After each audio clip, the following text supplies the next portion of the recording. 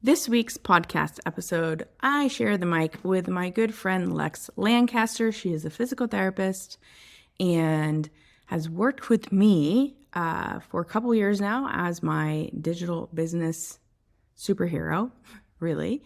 But with that, she's joined me at my last two in-person REVitalize Mentorship Mastermind weekends and has been a super wonderful learning experience for those participants, as she also happens to have scoliosis. So she shares her story and how learning from me and applying the principles of the MovementREV philosophy and methodology has helped her for the first time feel good in her curves and learn how to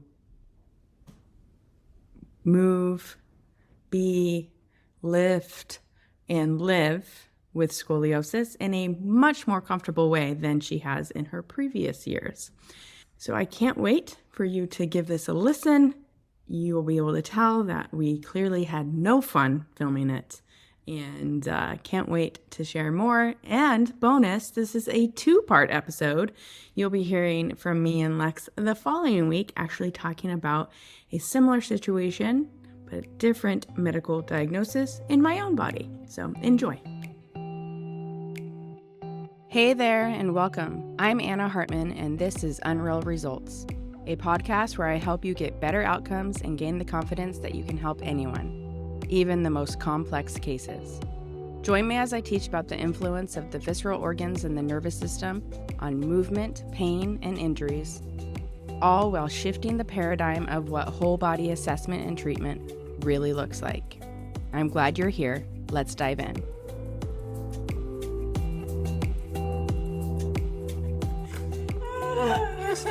I just snorted. Okay. Welcome back to another episode of Unreal Results Podcast. A fun little thing for you today. If you're watching this podcast, you'll see I have a little partner in crime here, Miss Lex Lancaster. I'm visiting Lex this weekend in New Hampshire. First time in New Hampshire. It's been great. But my intention with this podcast was never really to have it be like a guest podcast, but I'm just that special. Yeah, Lex is just that special. Lex is, if you don't know her, she is a physical therapist, and she is a digital, I always call her my digital business, like I call her my COO, my chief operating officer, but she does all things digital business, specifically for people in the physical therapy, athletic training, like wellness industries. That boils down to you're kind of a tech nerd. Yeah, pretty much.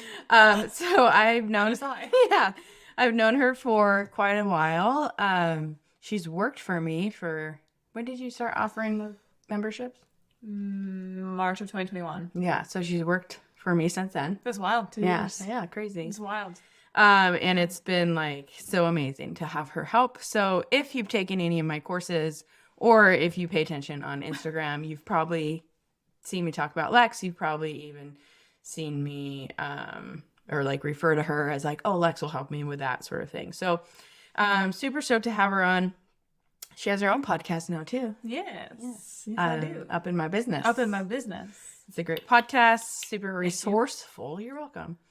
But what we really wanted to talk about today, well, one, I just wanted to have some fun and have a guest on. And two, use her mic to record my podcast because traveling, I did not have room in my suitcase for a mic. So I was like, I'll figure it out on the road because I'm on an extended work trip.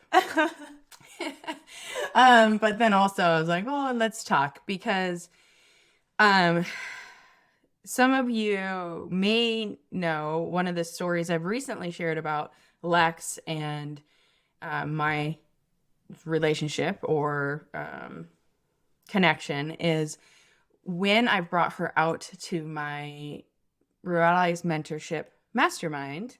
I've used her as a demo because she happens to have a body that has scoliosis. And so Scoliosis is a topic that comes up a lot, mostly in questions from people taking my courses. And my approach I found is unique in terms of how it treats the patient with scoliosis. And so for the last couple of years now, I've been on Lex about treating her scoliosis in a different way. And so I wanted to share about that because one of the principles that really highlights in the MovementREV philosophy and methodology is not forcing things and meeting the body where it's at, which is so important for the nervous system. And I touched on this on last week's episode about rest postures. But when we stop forcing the body and we can meet it where it's at, the body naturally feels safer. And then when you feel safer, your body grants us more mobility naturally, and then things are just easier. And then also this weekend, I had like this amazing epiphany in my own body that highlighted that importance as well. And so then we're going to share with you two stories. And within those two stories, you're going to learn a little bit about scoliosis and traditional treatments and my approach to the treatment. And then also you're going to learn a little bit about exertional compartment syndrome, traditional treatments, my thoughts about it, and my plan of attack for dealing with it. So before we really dive in, I want to give the mic over to Lex just to, introduce yourself, say hello, whatever else you want to add to it, and then we'll dive in. Part of it was going, hello. No, you touched on everything. I am definitely the tech nerd.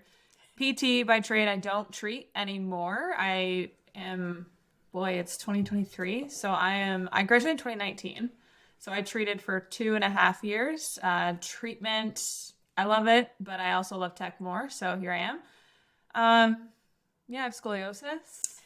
I think that's it. I mean, I have scoliosis. Yeah, I have scoliosis. That's it. Pain in my Full ass. stop. Pain in the butt. Literally, sometimes. Literally. Yeah. So let's talk about the scoliosis. Yes. So traditional treatment for scoliosis, I mean, I always tell people when they ask in my class about this is a full disclosure. I don't work with a whole lot of people with like true, especially significant scoliosis. So as a physical therapist, what would be like the normal protocol for scoliosis? Well, it's difficult because it depends on the provider. So if you end up at a provider, a doctor's office, getting x-rays, all the things, the provider's bias is going to send you one way or another. So typically they either send you to do nothing and just kind of, this is the way it is, or they send you somewhere, and that somewhere also depends. So I was sent only to chiro. So I was told to go to a chiropractor weekly. I was in 5th grade, so that's like what, 12, 13-ish? 10. Right? 10? Is it 10? Yeah, 10, 11. Whew. Yeah. Okay. So I was 10, 11. I was playing sports, doing all the things. The doctor told me that I should keep playing sports, but I had to go to chiro, and they would do an adjustment weekly. I remember stopping going because I told my mom I didn't like it. And that was that. So I was never referred to PT. I didn't know what the Schroth method was until I was in PT school. So I was never referred really anywhere except for chiro. I do know that there are some providers who do refer pretty regularly to PT. Yeah. And now that it's pretty widespread and well known, the Schroth method is definitely. What's the other one? There's another one. I'm not sure what the methods are called. There's another one, and I know someone in Maine who does it. But Schroth, that one is pretty popular, and a lot of people get referred to PT for that now. But I was never referred to PT. In PT, though, so depending on what degree of curve, you're often are told as a person with scoliosis that once you have a curved back, you can't really go back. So like I was told that from the beginning of time. I was told that I have a curve in my back. It's the bones, and I was too old to adjust anything. So I was 10, 11. They told me that I hit my growth spurt, the bones grew in a certain way, and I'm always going to have a curvature in my spine, which obviously we all know that you're supposed to, but meaning, medial lateral. Right. So yeah. At that point, it was awful because the people that were around me, the only person who told me that I could still play sports was the doctor. So he actually like saved my sports. Bless him. Yeah. So he told me I could keep playing sports, but I was told that I had to be pulled out by everyone else. I think sports was the only thing that kept me like healthy in high school because I was I played 3 sports, including like AAU and club sports. So I was always doing something. The minute I went to college though, I had back pain. So it's awful. So sports kept me active, but regardless, I was never referred anywhere as a typical PT. Like if I were to see a scoliosis patient, you would work on mobility, stability, strength of the spine, like just in general.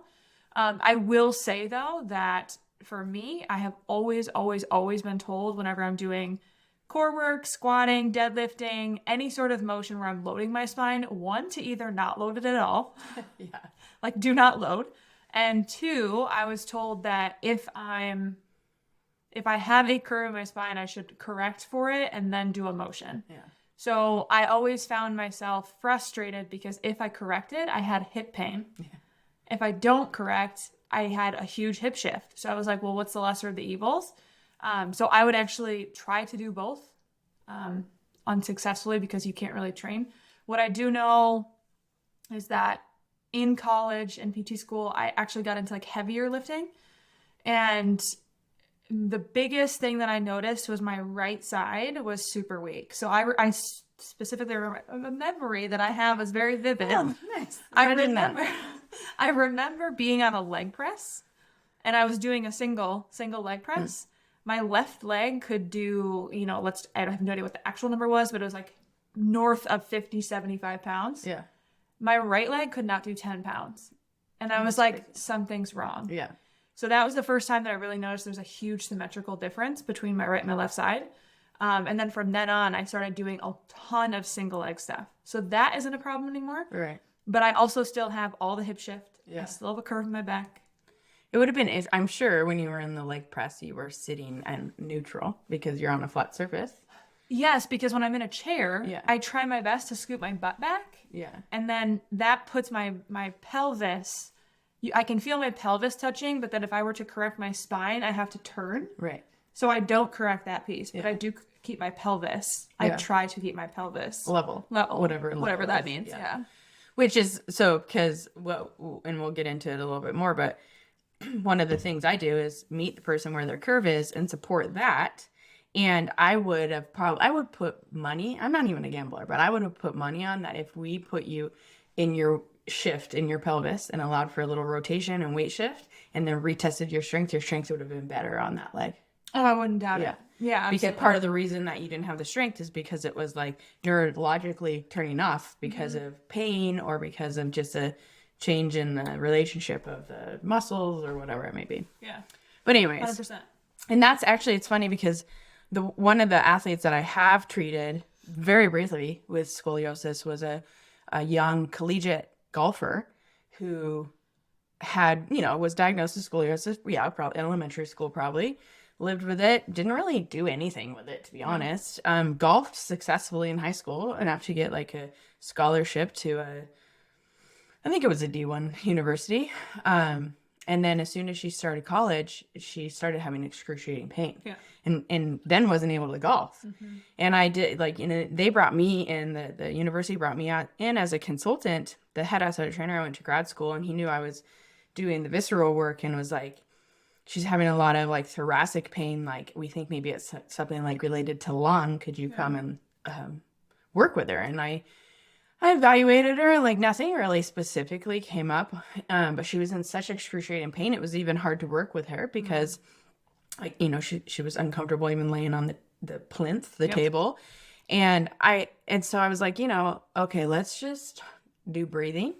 And I did know from my Pilates training, that's where I learned how to prop people where they're at is from my Pilates training. Even though the scoliosis stuff that we learned in Pilates was from the Schroth method sort of origins, they did it in a different way. They always propped first and then cued 3-dimensional breath and an elongation as opposed to forcing out of the curve and elongating. And so I used that strategy with her and her pain decreased quite a bit with me. And then we just talked. And when I was talking to her, all of a sudden I was like, oh my gosh, in high school, you're a female athlete in high school. No way you were ever in the weight room. I was like, you never lifted before, right? I've never, yep. Yeah. And 100%. she's like, no, never. All I did was golf. And I was like, oh, I was like, so then when did your pain start? And she told me whatever month. And I was like, when did you start in the weight room? She's like a month before that. And I was like, yeah, well, there you go. I was like, and is the strength coach and whoever's coaching you in the weight room, are they cueing you to be neutral? And she's like, yeah, they always tell me to square my shoulders, square my hips, even out my feet. And I'm like, oh. I was like, that's essentially like if you told me and my body, who is quote unquote neutral, because I don't have scoliosis, it would be like telling me to do a squat, put a barbell on my back, do a squat while my chest was rotated over the right and my pelvis was rotated over the left and I was shifted to the right and my feet were turned out to the side. Do you know how fucked up and painful that would make my back? Right. Yeah. Exactly. I'm like, I told her, I was like, that's literally what you're doing when you're putting yourself in neutral. Exactly. And she was like, oh my gosh. And I said, yeah, so your homework is use this breath work with all these towel rolls as a way to decrease your pain because you're clearly in a lot of pain and flared up right now. I was like, and then in class, when you're sitting in your seat, put a towel roll under your bum so you can be in a little bit of a side bend. Let yourself be in your rotation. I was like, in the weight room, if you still want to lift, like really at this point, you can just back off if you want. I was like, but if you still want to lift, I said, the coach might not understand. That's fine. It's not I was like, you always are in charge of your body. I was like, so if they give you a cue to be neutral, you just go into your curves. Let that be a cue to you to match your curves and find where you have the most efficient, easy, pain-free range of motion. Right. And she's like, okay. And then that was it. And I never heard from them again. And I was like, oh shit. Like she was in so much pain. They were thinking about like wet needling, like injections into her lung field. And I was like, oh my gosh, you're going to puncture her lung. Yeah. And like a month later, the athletic trainer, I texted him and I was like, hey, like I never heard about your athlete, your golfer. How's she doing? Do you guys need me to come in for another consult? And he's like, oh my gosh, yeah. You didn't hear from us because she was pain-free in like 2 days and it's been like a month and she hasn't had any problems. She feels great. And I was like, what? Yeah. So that was the first time that I was like, okay. Well, that definitely lines up too for me because I didn't lift in high school at all. Yeah. Like I actually physically do not know what the weight room looked like in my high school. Right. Like I'm literally not kidding, but the football team was there every day. So like, but anyway, so like in gym class, you know what we did? We did the flexed arm hang. For time. Nice. That was the only time I ever got exposed to the weight room, and I still don't remember what it looks like.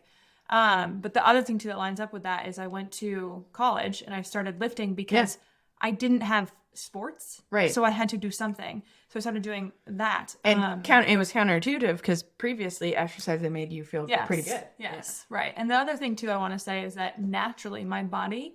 So I went through a period where I could not sit, I could not stand, I could not walk, I could not lay down without pain. So like I used to be in such excruciating pain when I would lay on my back that honest to God, I would crawl. My only way to get comfortable was to crawl up into like a fetal position on my side and like get in as much flexion as possible. And I would lay there and I'd feel relief, but like I couldn't sleep like that. So naturally what I started to do without anyone telling me, and this was in undergrad, I would always put like a pillow underneath my knees if I'm laying down and I would naturally prop myself, and I always found myself being in a little bit of flexion and rotation. So I put myself there all the time, naturally. So it's my body knew what to do, but everyone outside of me was telling me to correct. And that's been my biggest issue with being coached. So regardless of what coach I've ever had, especially in like a CrossFit realm, they always want to correct everything because when I squat, I definitely have my feet are different. Because my hip, I have to internally rotate my hip. So I changed my foot position, whatever. And it's always a thing like, you need to fix your foot. Right. And, that doesn't count because your foot's not in the right spot. So that's kind of been frustrating. But aside from that, I feel like I kind of gave myself the permission after PT school to be like, well, I don't care. I'm a PT. So fuck you. I'm a PT. I know what I'm doing. I'm a PT. Like, I don't care what you say. I'm going to do what I thought. I'm a doctor, bitch. Yeah, like literally. Like I know what I'm gonna do, so you can tell me what you want. But I would say the first time that I was ever told that I didn't have to correct was when I worked with you. Yeah, and that's what we did. Is one of the questions like, well, how would you work with Lex? I mean, one, it was on a specific test that was like looking at side bending. So it was a whole new thing. But my, like, probably the biggest eye-opening piece for you that weekend was we what do we do? Like a barbell back squat? Put a barbell on her back or a dowel or something like that.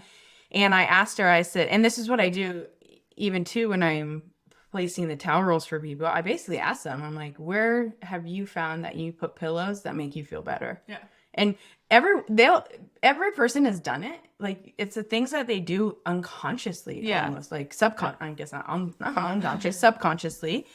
And I'm like, well, subconsciously, when you don't feel good, where do you prop yourself? Right. And then I'm like, okay, great. That's where your curves are. Because the only person to know that it feels good is you. I can't tell you that it feels good. I'm looking for a kinesthetic response in your body, which is what we saw. What's powerful from a teaching standpoint, even what's powerful to you, because you've been mind fucked by the industry that there's something wrong with you. And so I'm looking for the kinetic response, which is your body finally seeing that there's nothing wrong with you, that the rules that you were supposed to be following were the thing that was wrong. Right. So all we put that barbell or dowel on your back, and then I gave you like a little tiny plate under one leg to help her side bending. Yep, we tried both. And then I let you, we tried both. We just I just asked her which one feels better. I let you turn your foot out a little bit to however much you wanted it. Yep. And I actually let you rotate your upper back a little bit. And I said, it's going to drive any strength coach crazy because your bar path's going to look funny. I was like, but it's your bar path. Like, who are they to say? Right. And then you did a couple squats and you teared up because you were like, what the fuck? Yeah. Because I had always had hip pain when I squat. Right. Always. Right. I always had like a poppy hip pain, and it was frustrating because it would feel catchy sometimes. And it was mostly, I still feel very unsafe in a squat. Yeah. So I know that that's a part of it, but I also know that hip pain was not there. Yeah. And I was like, yeah. Okay. You're like, what the fuck? Yeah. This is annoying. But yes, 100%. Yeah. It was, and that was, the other kind of part of that story, besides like, that's the biggest thing I find. And you see it too, even with when I propped you on the next year, when I demonstrated how, because I realized that when I was telling practitioners, hey, you need to prop your scoliosis patients into their curve, support them, meet them where they're at, I noticed that maybe they were like, oh yeah, okay, but didn't quite know what I was talking about. Yeah. And so I made sure to demonstrate that the next year. And I love hand towels for this because it gives you multiple levels without a ton of bulkiness of pad.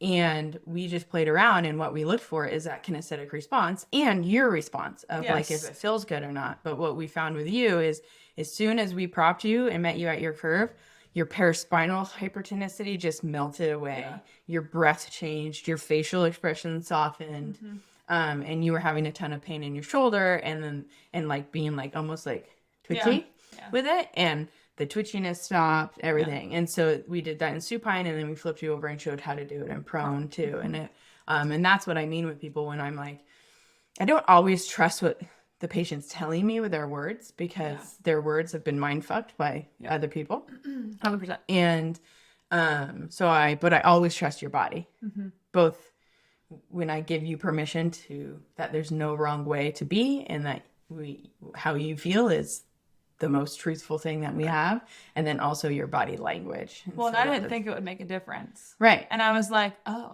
this does make a difference. Yeah, exactly. Yeah. I was like, okay. And it's funny that you didn't think it'd make a difference when you just told us the story. Like when I'm really flared up, I put a pillow here. 100%. It's funny, right? But again, like you're mind fucked by the powers that be. Yeah, 100%. I will say that was a big issue too. When I was a PT, I felt like I never had the opportunity to do that. Yes. Because you're going, right, in the clinic. So I always found that at the end of the day, because I have my paraspinals, when you look at them, they obviously are bulked on one side and thus so on the other. But that one side was always it looked like I just literally lifted that side. Yeah, it's like spasming constantly. Terrible. Yeah. Terrible. And that's what I found, like if I never gave myself the rest and the time, because I liked laying down. Yes. I like laying down. And then I would lay down and it would fucking hurt. Decompressive, right? Yeah, exactly. It would hurt. And I was like, that was so frustrating for me. So, yeah. Well, and that was, that's the thing too. And I think I told you, and this is sometimes in the clinic as a physical therapist, I'm sure, or as an athlete trainer, when your person's coming to you for help, there's this preconceived notion, whether you realize it or not, that you think they're expecting manual therapy, you think they're expecting exercises, you think that they're expecting like some big magical like solution that's been missed. But really, I think I even said that. I was like, the best thing for you, like even if I was a massage therapist, the best thing for you literally would just to be prop you in your curves, turn out the lights, and walk out of the room. Yeah. You would have been, it's like, you would have felt amazing. Yeah, put me in a sauna. I wouldn't have had to touch you at all. 20%. Exactly. Yeah, yeah. So, I mean, I think that sometimes too is like when 100%. you're saying like you didn't have the time to rest, but it's like, well, you did, but you didn't have the time to rest without the expectation of you had to be doing something to fix you. Yeah. Like the solution is so easy sometimes, I feel like, for people with scoliosis, pain specifically from their scoliosis, that it's like seems too good to be true. Almost. Yeah. Yeah. Yeah. And I will say, like, I will say generally lifting, I think I don't know what made me better there. Yeah. Like, I got stronger. I feel better because I haven't had back pain in so long. But I was like, a big part of it is that I do give myself the space to sit in my curve. Yeah. Because I was always told in the chair. Yeah. When I sit in a chair, I had to sit nice and tall and then adjust the height of my shoulders. Yeah.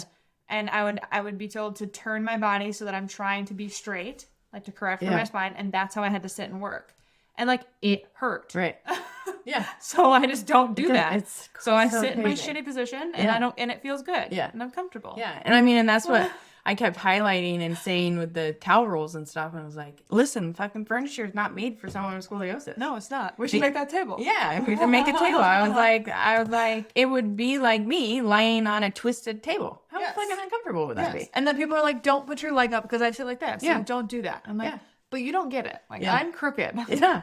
This is my life. Yeah, this is me. Yeah. Like, So it's annoying. So, it's annoying. And then the other thing, the last thing I probably will say about this is just like kind of debunking the myths about scoliosis. Like at the original, like the first time telling you that like this is just how you are and there's no changing it. It's like, what? Yeah. That's The skeleton system turns over like every 7 years. well, and the thing too that they got me was the ribs. Yeah. They said that because I had the rotation of my vertebrae, that there was no correcting that. That's literally, I was like, okay. And I accepted it. Yeah. Because what else am I going to do? They're supposed to be the expert. Yeah. I was like, okay. And I'm like, oh. And then this is too, one, just knowing physiology, the skeletal cells are constantly turning over. Yep. Just like all the cells are constantly turning over our body. Our body today is not the same body as we will have tomorrow. Literally from a cellular standpoint. Let alone all the psychological and emotional pieces. I'm like, but also like it's like Wolf's Law. Like Wolf's Law is about bones. Yeah. Right. Right? Yeah. Bones will be laid down or taken, like bone cells will be either laid down in mass or taken away in mass in response to the stress and the load placed on them. Yep. So I'm like, who's to say that you can't change scoliosis over time? Right. It was just the same argument on like arthritis and things like that. Yeah. Like to a degree, arthritis, because the cartilage breaks down, but at the same time, something that created a bone spur, if you offload it and you don't have that stress stimulus on the bone anymore, then that removal of stimulus starts to resorb the bone spur. Right. Yes. Right. So I'm like, why would people, like, it doesn't make sense to tell people with scoliosis that you can't change. No. And I'm sure there's certain degrees, like the people who get surgery, again, I don't work with that type of patient, so maybe it is so severe that you need some changing, but it's also like, I think sometimes those are the people that just have had so much pain and they are coming to an end of the road and they don't know what else to do. Yeah. 100%. And they want their pain to go away, and fucking fusing things always makes pain go away. Yeah. So Until later when the other parts of her.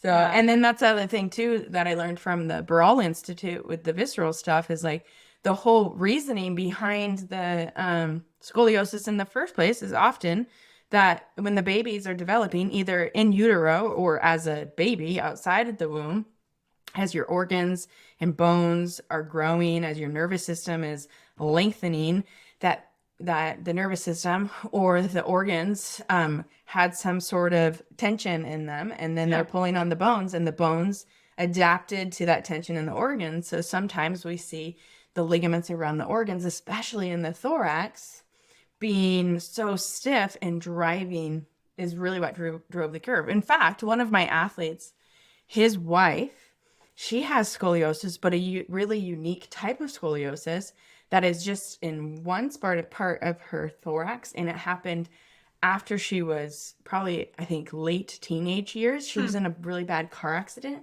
and I think the whiplash trauma and the trauma to the ligaments of her internal organs is what started twisting the things. Because she's like, I never had scoliosis before my car accident, and then after the car accident, it was just like I had, she's like, I had some pain and like discomfort. She's like, but then it was just like my scoliosis got worse and worse to a point. And I was like, that's so interesting. Yeah, that is interesting.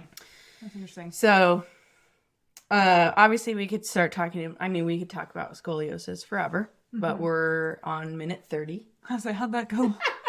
Well, this is going to be 30 to 40 minutes. Okay. I mean, end of the day, worst case scenario, I just make it two episodes. Yeah, it's not that big of a deal. But I think we got out the main points of scoliosis is just a really, really wonderful. I always say, I'm like, I wish I could plant someone with scoliosis in every single one of my teaching in-person things, because it's such a good learning experience, on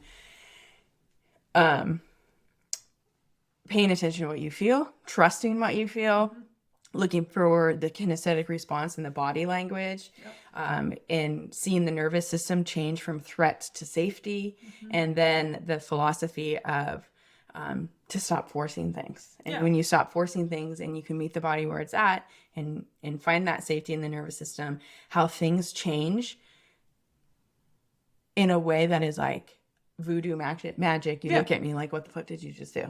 Yeah. 100%. Yeah. So, and then also to debunk the myth of scoliosis people, you are in neutral. Don't let anybody convince you otherwise. And tell rules are great. Prop your clients. Yes. Meet them where they are. Let their body change itself. And it is, I think, very changeable. It's just a slow process because 7 years turnover, right? Right. So, 7 years of always meeting your curve where it is and then loading it in a thoughtful, intelligent way and not forcing it out of its curves, right? So it is, I always tell people, when you want to rehab something the right way to avoid surgeries, to avoid like the easy fix of drugs and surgeries, it just takes a long time and a lot of discipline. Yeah. And motivation. Yeah. And not everybody's signed up for that, and that's okay. Yeah. So absolutely. Cool. Well, that's scoliosis, and and like I said at the beginning, it mirrors sort of what was happening to me in my own body. That's going to be the end of this episode. We're going to save the rest of Lex and I's conversation until next week. Thank you for listening, and we'll see you then. Have a great day.